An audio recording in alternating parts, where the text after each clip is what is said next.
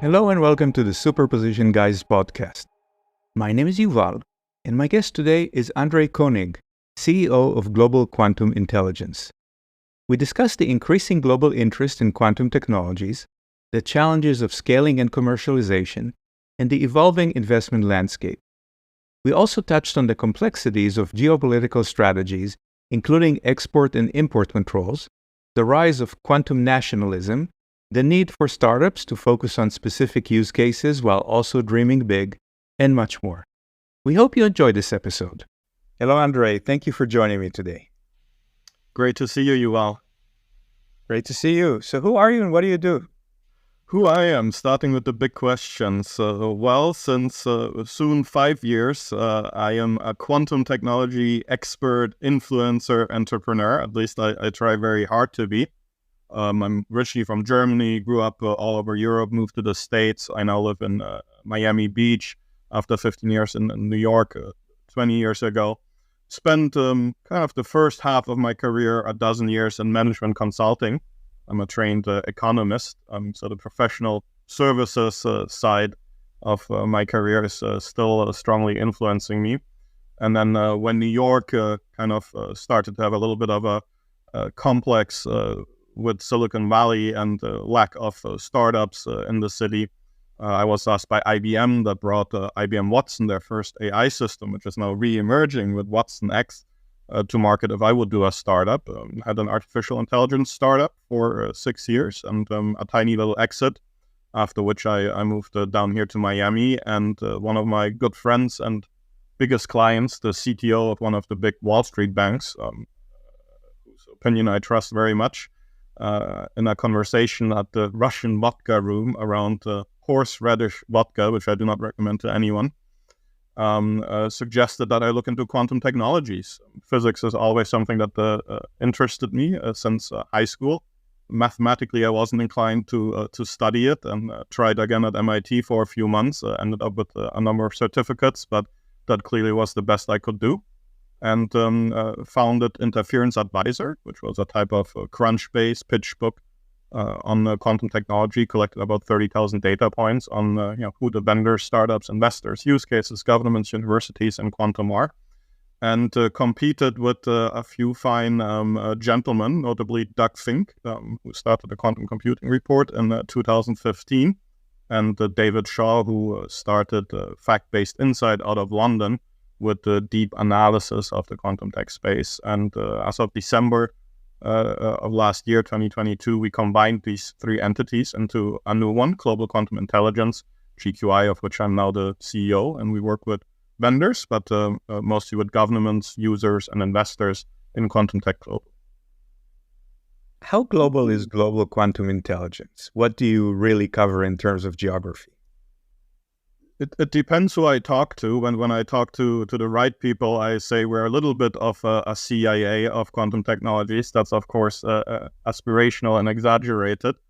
It all starts with technology, and we've built that since 2015, where we have a number of different technology scrapers and short of a dozen different languages. And we have a list of proprietary sources, and we scrape quantum tech intelligence into our database, categorize it, label it, and visualize it, and so forth.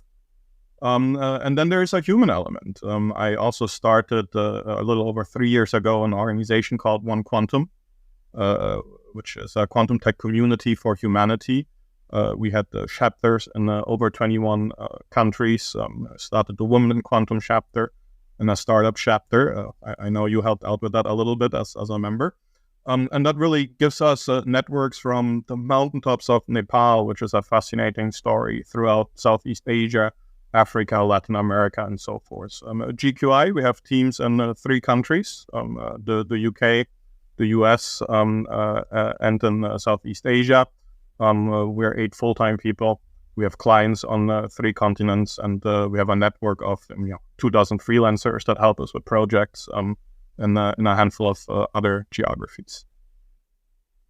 For instance, if I'm a government entity and I'm worried about China, can you help me? We can. Of course, you have to be careful when you work in quantum um, uh, who you talk to and what you say, but we do have relationships in geographies that are friendly, across North America, Europe, Southeast Asia, and other places. We have the same types of relationships in some of the geographies that might be considered less friendly or competitive or potential adversaries, not just China, but others as well.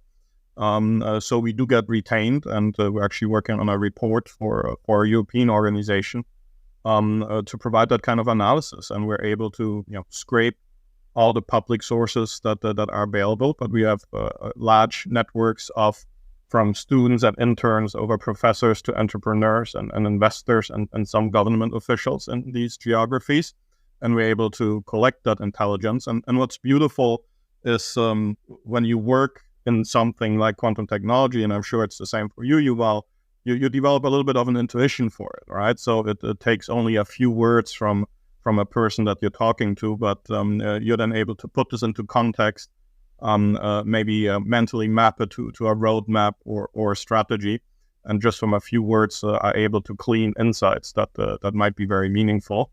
And if you do that with a team like we have over many years, you start to gather some interesting intelligence. Some say that there's a rise in quantum nationalism, and I think it may go both ways. On one hand, there's discussion about export controls, which technology can you export to what countries. But then when we look at some of the national programs, there seems to be also limitations on import controls, meaning we need the technology to come from, say, within the EU or something else. Do you think that governments to do that are serving their own interest well? I think everybody is still figuring it out, be it business models, revenue models on the commercial side, or geopolitical strategies on the policy side. My home country, Germany, of all places, shame on my people, put an export ban on Israeli technology for quantum technologies, and that was one of the very first in the industry. Australia followed with a ban on foreign direct investments. In the U.S., of course, you have the CFIUS Act, which talks about foreign control of entities and IPs and IP in the U.S., and now an export ban. We have 6-7 government clients from innovation industry over military defense and to kind of the secret services on 3 continents. And I'm shocked by the disparity of, let me say, questions that we get from them. Some have very benign questions. Hey, we're trying to figure out how serious is quantum computing? Or should we worry about this company more or this company more? And how close are they to a breakthrough quantum computer or sensor or encryption standard or whatever it might be? And others have a lot more strategic intelligence and questioning, where they're really interested in very specific people, assets, products, and are much more concerned about the bigger implications. So I think it's still a game of figuring that out, even at the federal level. Some people say that quantum computers are useless today. I mean, they're useless in the sense that there's pretty much nothing you can do on a quantum computer that you cannot do classically. Now, that may change in 2 years or 5 years or 10 years, depending on who you believe. But if that's the case, why do you think countries are trying to buy quantum computers to jumpstart their national quantum programs? I think it's a little bit of FOMO, fear of missing out, and a little bit of smart planning. Fear of missing out, back to my example of Germany, there was a statement a few years ago by a government official saying that Germany as an industrial nation missed out on the digital revolution, it missed out on the internet, it missed out on artificial intelligence, it missed out on blockchain. I'm not sure how far blockchain went. We cannot afford to make this mistake on the next big technology, which has been identified as quantum technology. And I think from that point of sense, that's a bold bet and a little bit of fear of missing out. At the same time, what's the alternative for a country like Germany and many others? when you look at where growth and innovation will come from, which is what you need to thrive and survive in this complex political world, right? At the same time, and you and I, we share large enthusiasm for quantum technologies. We believe it might potentially be life-changing, right? And you have to make that bet. And I think we all agree that unlike other technologies, quantum technologies has a longer on-ramp. You can't just buy a team of developers, sign up to the IBM cloud, and all of a sudden be quantum ready as a user. It takes an intellectual effort, first of all. It takes a human resource effort, and then it takes a lot of trial and error, and that takes time. So I think from the smart planning point of view, a lot of people and regions and countries realize that they need to position themselves accordingly. Your partner, David Shaw, and you guys do a lot of analysis on technology. What's your bet on the leading modalities for quantum computing? You know, I was laughing with your previous question because just this morning, somebody, one of our clients, a Fortune 500, sent me a paper by Matthias Treuer, Microsoft Corporation, an extremely well-respected researcher and technologist. And he argued we might not be seeing any real use cases in quantum other than in chemistry, which might be possible. Mr. Preskill, maybe the most respected and well-known scientist in quantum technology, a few months ago, published a paper saying that all the use cases in quantum chemistry that we ever talked about are impossible. So before we look at modality or what type of quantum computing architecture, I think there's still a lot of work to be done at understanding that computational complexity and how we're even going to apply that to industrial and business and geopolitical problems or opportunities. And I think there will be room for many different architectures to do that, be it on-premise or in the cloud, be it on a ship, be it analog and hybrid, like I know you are doing on your road towards digital, which has the advantage of delivering results today already, right? And specific problem sets. Who the winner will be, I don't think there will be an overall winner. Of course, we all dream of, might it be a topological, back to Microsoft or photonic quantum computer that is unlimited, less scalable and powerful. But reality is always more practical, and there'll be a lot of room for many. And we know the issues. Superconducting is hard to scale.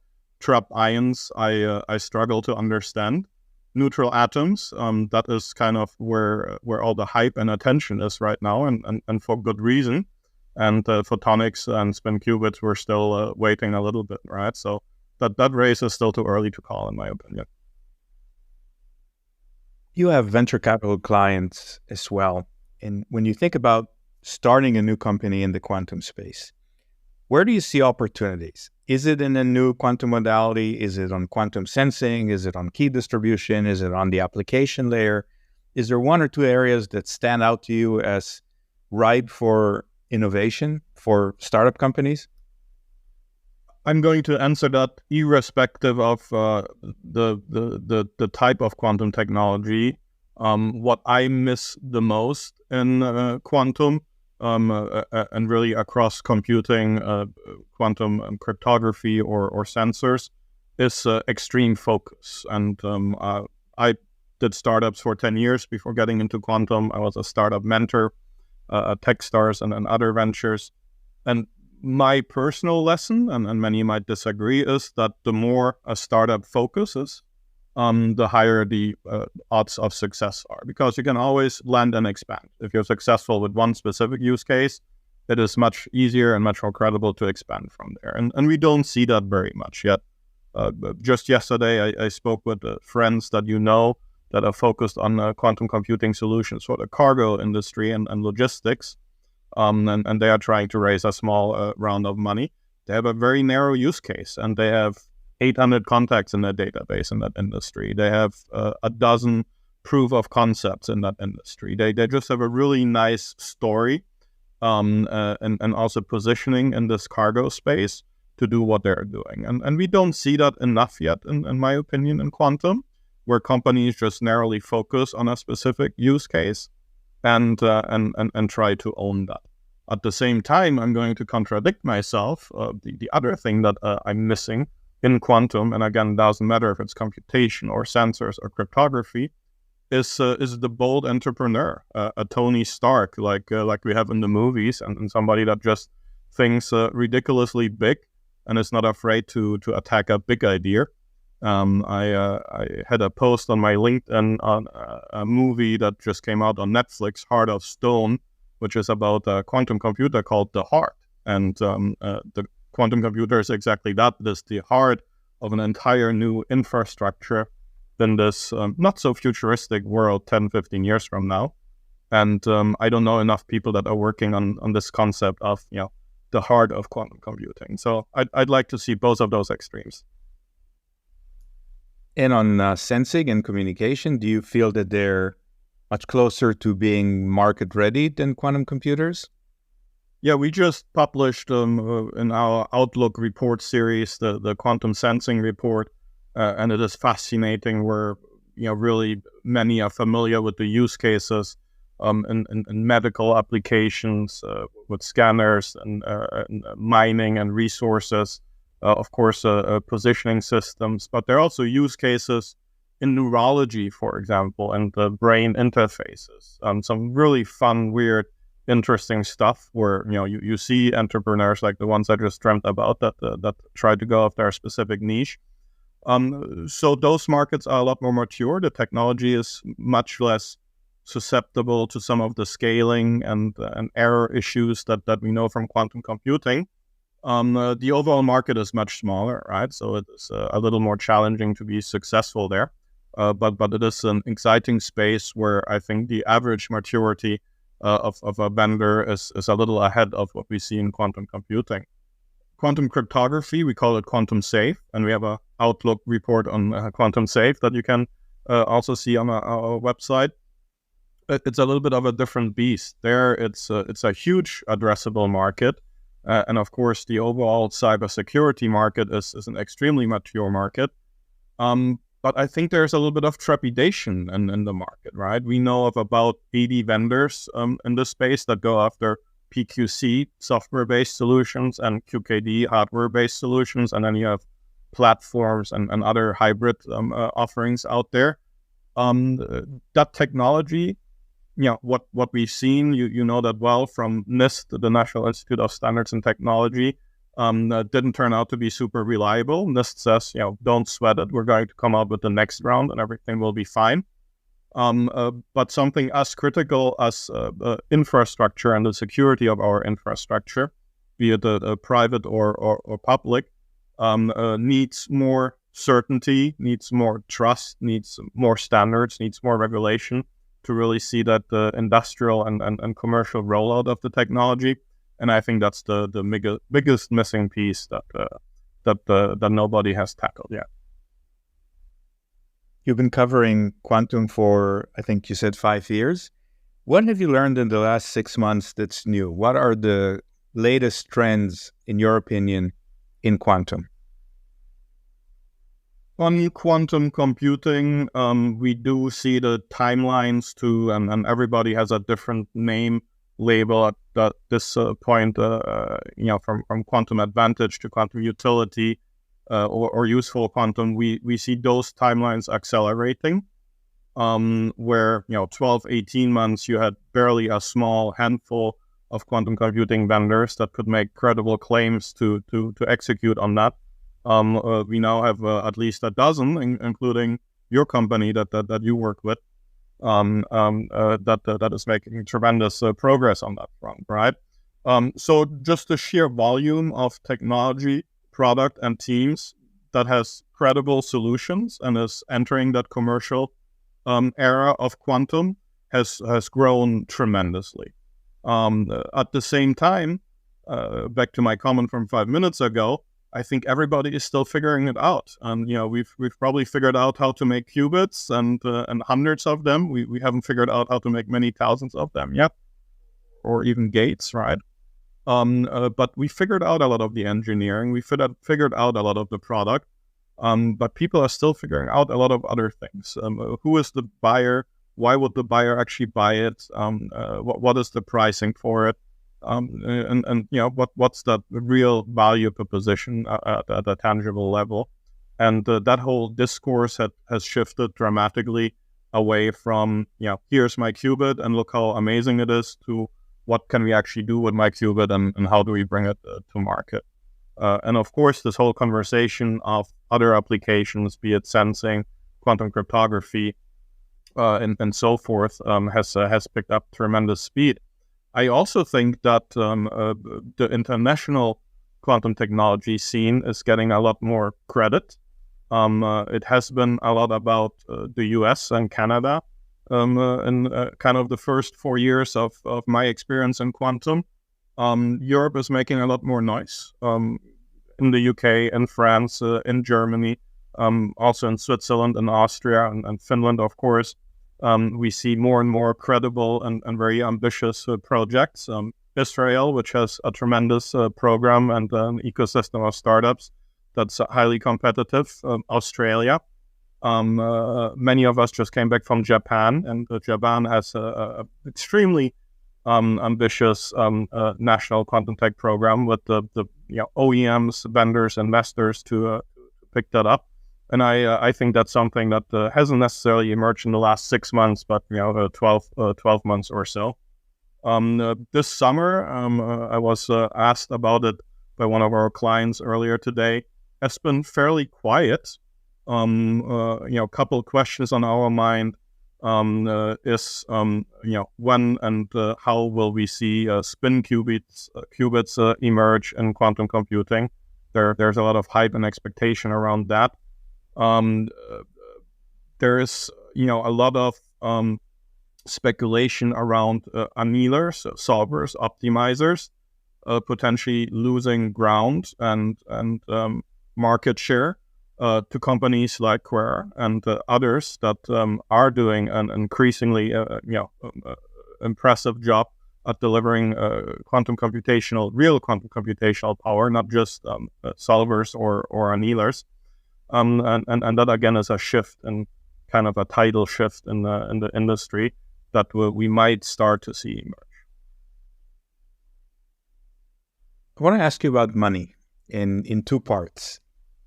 One, where is the money in quantum computing? Some say there's only one buyer these days, and it's the government or governments. And the second is, what trends do you see in venture investing in quantum? The money in quantum is, from my perspective, still non-existent. We all know this survey in 2022 that put the overall space at 750 million. And much of that was indeed government money. Let's assume that doubles this year, and I doubt it doubles this year. That is still a tiny market, right? It's not even what Amazon makes in a day, I believe, in terms of profit. So there is no money. That's where I would start. When you try to again discern where the money is, of course, federal contracts, but there are a couple other things that we see emerging. Very surprisingly, we see more and more on-premise models in quantum computing emerge. It's been a big trend, and of course driven by the US and IBM, Microsoft, Azure, AWS, to be a cloud provider of quantum computing. Where we've seen money recently, INQ is an example in Switzerland with Quantum Basel and I believe 24 million, and we see more and more of that. High-performance computing centers and data centers on-premise. IBM themselves made an on-premise deal with the Cleveland Clinic, and those are real numbers, and it's starting to add up, and that's very interesting. Where there is money is in consulting. You'd be surprised by the money that some of the big consulting firms and quantum make. There is also money in the cloud space. Don't get me wrong. We have some insights on how much these big cloud providers might make with their quantum offering, and with this pricing structure of cloud credits that can add up very fast. That is a big business as well. So we see different things emerging on the revenue side, but that is still from a very, very low base. And again, we believe too early to call any trends. On the investment side, we've seen a real scarcity of early stage and seed money when you look at the data. Most of the investment rounds have been B, C, D, and follow up or bridge rounds of existing investors that brought a handful of new investors to the table, or sometimes a new lead investor that's a little bit more mature and professional. We haven't really seen many of the early stage and seed deals, and most of the money has not gone to U.S. startups. Most of it has gone to European startups and Asian startups, and with the exception of Sandbox AQ and Strangeworks, Worley's firm in Austin, 2023 so far has been rather quiet on the U.S. front, but that's going to change in the second half of this year. We know about a number of large rounds. So there too, the trends, we had about 2.3, 2.4 billion in venture capital money invested in quantum technologies globally last year. It's probably going to be a little bit more, but not much this year. So calling trends is still difficult. When we speak investors, and we do a lot of due diligence for investors on deals, that storyline has definitely changed as well, and mirrors what I said earlier about, hey, look at my qubit versus here's what I can do with my qubit and how I'm going to sell it. Investors now will want to see the roadmap, will want to see the financial projections, will want to see the first couple of POCs or clients, and that is something that has changed for sure over the last 12 months or so. And last hypothetical, if you could have dinner with one of the quantum greats, dead or alive, who would that be? Well, I don't think you and I have had dinner yet. We've had drinks, but not dinner. I'm not a quantum great, at least not. Oh, come on. That's a good question. I'm not sure if I'm able to put a name on it, but I would love to have dinner with definitely a scientist, a researcher. We are a professional services company at the GQI, and I hope I reflect that in my professionalism. But when you have a drink at night potentially and dream about the future, quantum is a crazy thing, and I'm sure there are people that are working. I'm going to give you an answer. Eleanor Riffel from NASA. She's absolutely fantastic. I moderated a panel with her and 3 industry CEOs on it a few months ago, and my closing question to them was, where do you see quantum going, and what is your biggest bet? And the first CEO said, well, we've done quantum for 5 years, and we have a 5-year roadmap in the future. We're spending 20 million on it. We're very excited. Second CEO says the same thing in different words, same the third CEO. And Eleanor from NASA said, well, I've been working in quantum for 45 years. Our roadmap is 50 years out. And, we're looking at teleportation. We're looking at time travel. And that's all theoretical and aspirational, right? Don't get me wrong. But the people are at least thinking about those topics. And that would make for a fun dinner conversation. Wonderful. André, thank you so much for joining me today. It was a pleasure to be with you. I'll see you at the next conference.